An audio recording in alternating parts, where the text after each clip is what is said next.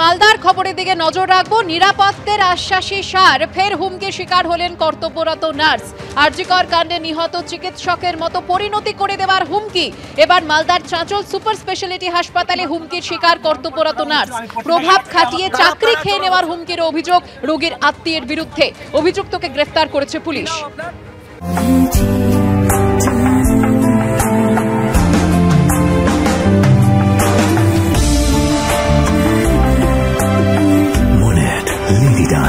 French artistry in perfumes.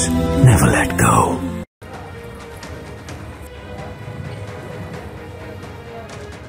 Threat দিচ্ছে literally যে আমি 2 মিনিটে তোমার চাকরি খেয়ে নেবো, 10 মিনিটে তোমার চেয়ার সরিয়ে নেবো, এই সমস্ত। তো সেই সময় আমি শান্ত করার চেষ্টা করি, যেহেতু আমি ইভিনিং সিস্টার ইনচার্জ ছিলাম। তো আগে শুনতে চেয়েছিলাম যে কী সমস্যা হয়েছে। তো যখন আমি এই কথাগুলো জিজ্ঞেস করছি, তো আমাকেও উল্টো পাল্টাভাবে মানে বলা হয় যে আমাদেরকে আপনি কি ডিএমের ওপরে, এই সমস্তভাবে আমাকে বলা হয়। এবং যেহেতু আমি এসে একজন মেল ব্রাদারকে শান্ত করার চেষ্টা করেছিলাম যে ঠিক আছে তুমি চিৎকার করো না, দাঁড়াও আগে আমাকে শুনতে দাও। তো সেই সময় এই কথাটাও আর কি থ্রো করেন ওনারা যে নিজে পারলি না, মানে আমার স্টাফকে বলে আর কি যে নিজে পারলি না বলে চুড়িদার পরা মহিলাকে ডেকে আনতে হলো, তাহলে তুই নিজেও চুড়িদার পরে বসে থাক। তো এই সমস্ত। তারপরে আমার আরেকজন যে ফিমেল স্টাফ ছিলেন তাকেও মানে বাজেভাবে ইঙ্গিত করা হয় যে আদিবাসী বলে তাকে করা হয়। এবং লাস্টলি যেটা বলা হয়েছে যে তোদের লজ্জা করে না যে আরজিকর এরকম একটা ঘটনা ঘটেছে, যখন আরজিকর বানিয়ে রেখে দেবো তখন তোরা বুঝতে পারবি। এটা কারা বলে? পেশেন্ট এবং পেশেন্ট পার্টি। আটক কেন করলো? করলাম, প্রতিবাদ করলাম, তা আমার মামার উপর চড়াও হচ্ছিল। আমি প্রতিবাদ করতে আমাকে কারা চড়াও হচ্ছিল আপনার মামার উপর? এখানকার সব স্টাফ, সুপারের স্টাফ।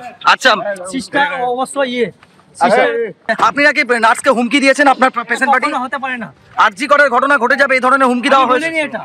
তাহলে পুলিশ কেন আপনাকে তুললো? পুলিশ আপনাকে কেন আটক করলো? এটা বলতে পারছি না কেন আমাকে আটক করলো। আমি মামার থেকে উপর থেকে আমাকে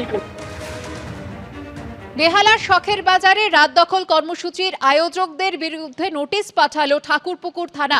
আয়োজকরা দাবি করেছেন যে 4 তারিখ রাতে পুলিশকে জানিয়ে তারা এই কর্মসূচি নিয়েছিলেন, কিন্তু তাদের বিরুদ্ধে জামিন অযোগ্য ধারা সহ 3টি ধারায় এফআইআর রুজু করেছে পুলিশ, এমনটাই আয়োজকরা দাবি করেছেন। যদিও পুলিশের তরফে জানানো হয়েছে জাতীয় সড়ক বলেই এই পদক্ষেপ।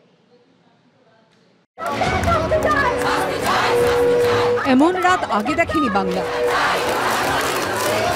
এমন প্রতিবাদ দেখেনি অনেক প্রজন্ম।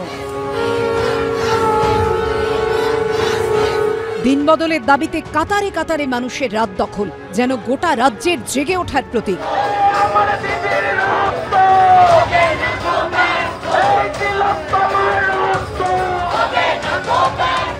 কিন্তু সেই রাত দখলের আয়োজকদের বিরুদ্ধে এবার মামলা রুজু করল পুলিশ। এবার বেহালা শখের বাজারে রাত দখল কর্মসূচির আয়োজকদের নোটিশ পাঠালো ঠাকুরপুকুর থানা, যেখানে জামিন অযোগ্য ধারা সহ 3টি ধারায় মামলা রুজু করল পুলিশ।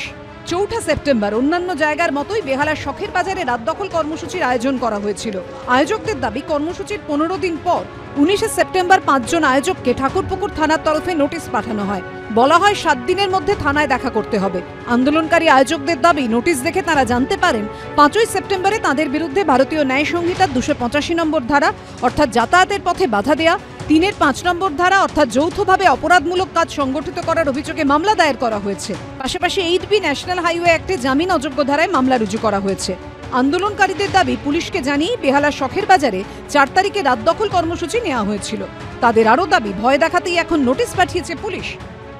সম্পূর্ণ অরাজনৈতিক, কোনো রকম গন্ডগোল ছাড়া মেয়েদের একটা জমায়েত ছিল, সারা রাত 3টে অবধি ছিল, রাত 11টা থেকে, এবং পুলিশকে সেটা ইন্টিমেট করা ছিল।